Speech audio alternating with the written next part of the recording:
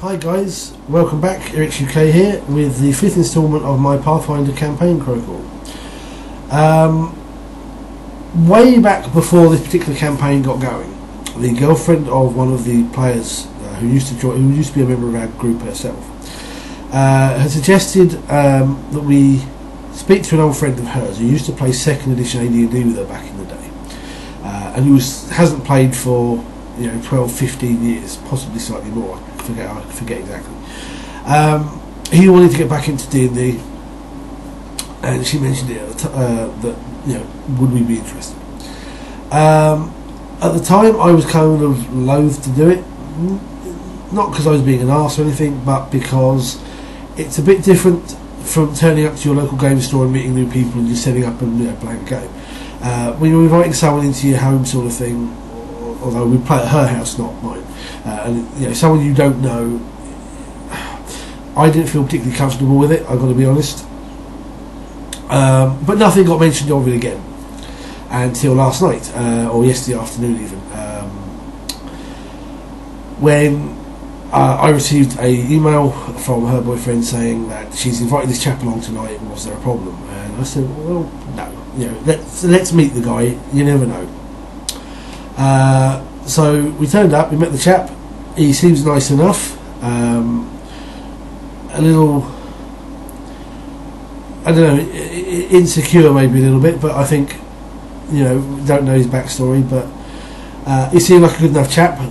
My guys spent an hour with him basically going over the basic changes to the rules, because obviously he's used to 2nd edition, we play Pathfinder, and making up a character. He has come up with a dwarf fighter, which is a rather good stable character, one of his favourites apparently. And I thought, hey, let's jump in. So where we left our heroes last time, they were returning from the Caves of Chaos after basically trouncing the priests of Asmodeus and a whole mini army of skeletons. They get back to Greykeep and they find that their employer Besnick has hired a new guard to join them, a dwarf by the name of Darken, obviously this new guy's character. And then the guys jumped in. They had half an hour, or spent about half an hour, where they just sat in the tavern, the Fisherman's Tale, and basically they role-played their introduction to the character, which was really quite good. I think, again, this guy, well, if we can get him out of his shell a little bit, I think he'll really get into it. But he did a good job for someone who hasn't role-played for a number of years. And then they decided the following morning they would return to the caves. Going back through the secret tunnel that they found in the last session, and basically double checking the area to make sure that nothing had crept in there. The dead were still where they left them in the chairs and so on. And then they went off to explore. We had some really good role playing out of this session, considering there was an awful lot of combat as well. One of the first rooms they found was the torture chamber, where they found a half-orc, a rather thick half-orc named Gog,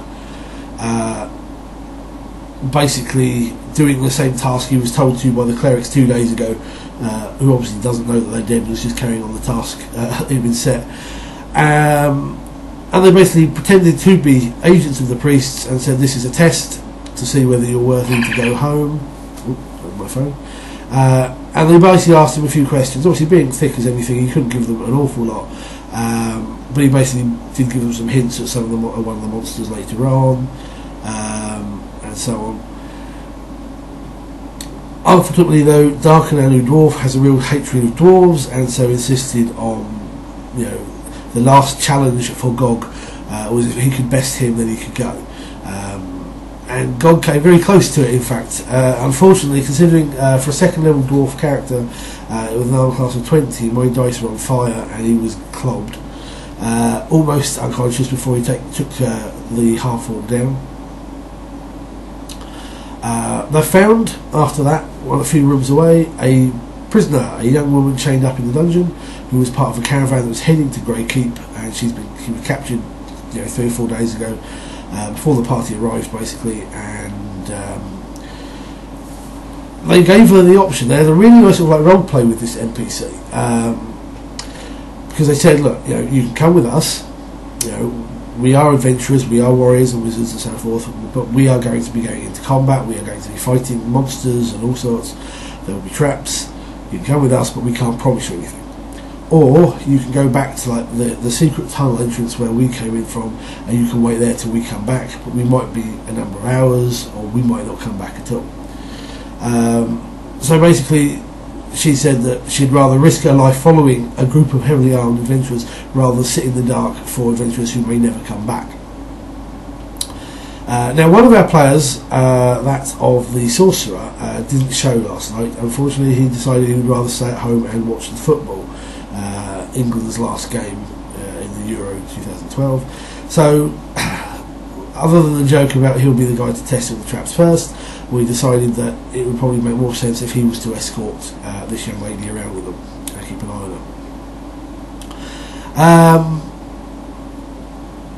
her. From there, basically, they had a few encounters with another gelatinous cube, which they managed to defeat simply by knowing how they work after their encounter in their first scenario, and keeping well out of range and just peppering it with ranged attacks and spells from a distance until eventually it just died. And then they found themselves in the null area of the dungeon, and basically, unfortunately, despite their attempt to gain some surprise on the guards that they encountered, one of them managed to get away and alert the rest of the tribe. All the warriors came bundling in, and I've got to be honest here, we had a huge mosh and it was a lot of fun. Unfortunately, the dwarf, I say again, fairly good at 20 AC for second level. My dice just 18s, 19s on the roll before modifiers, and he really got pummeled. If it hadn't been for the party cleric standing basically right behind him and well away from any other combatants, he would have probably been dead on his first session, which wouldn't have probably been a good way to introduce this new guy to the game. The fighter that we've got, Gabriel, basically did this fantastic charge into the chieftain of the Gnolls, who, you know, the rest of them are like in leathers and shield. This guy's wearing like half plate with a huge great big battle axe, and he basically just jumped in there, scored a major critical hit, and basically just chopped the guy in half in front of his warriors, half of which fled, and basically by the time the fight was over with the ones that were remaining, these ones had grabbed all the non-combatants, their families basically, from one of the other chambers and fled, you know, from these marauders, as far as I'm concerned, who just come in and killed their great hero in one blow basically. But by the end of that, they had burnt through most of their spells and decided to return home for the night. Sell their booty that they've got, return this young lady Edna, and make sure that she got somewhere safe. From her, on the way back, they have learnt that some of her fellow travellers on the caravan, the merchant's wife and so forth, had been taken as well. So they are potentially still alive somewhere within the caves.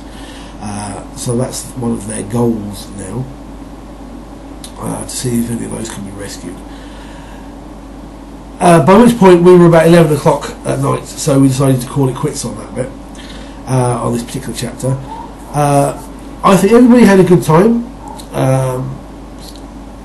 The new guy, I think, is going to take some time to get used to a few things, especially as I think he played second edition the same way that we did, which was no miniatures. It was just a case of you ran in and did things.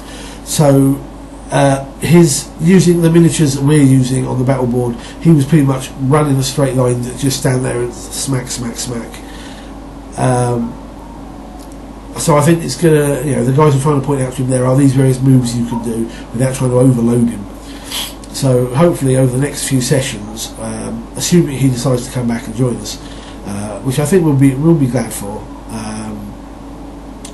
I think we'll make a Pathfinder player of him yet, and we'll get his head around the various aspects of combat with the miniatures and. While I forget, if you remember back from the first post on this particular thing, the ranger, the elf ranger, in the little prequel we did before this, ended up owing a significant amount of money to the Temple of Gosra back in Sandpoint. He's managed to get that much money now from what's been sold in the recovered and sold from the Caves of Chaos, and has made a deal with the Temple of Gosra here in Greykeep that he'll hand them the money and they will alert the temple back in Sandpoint to say that, hey, yes, this has been paid for, and so he's cleared his debt as far as I'm concerned. It was quite good to see him basically trying to scram down every bit of coin he could get in order to pay off this particular debt. So that's where we ended up. It was only a fairly short session because we took the time to introduce this new guy to the game and create his character and so forth. So hopefully we'll see if he comes back and see what happens.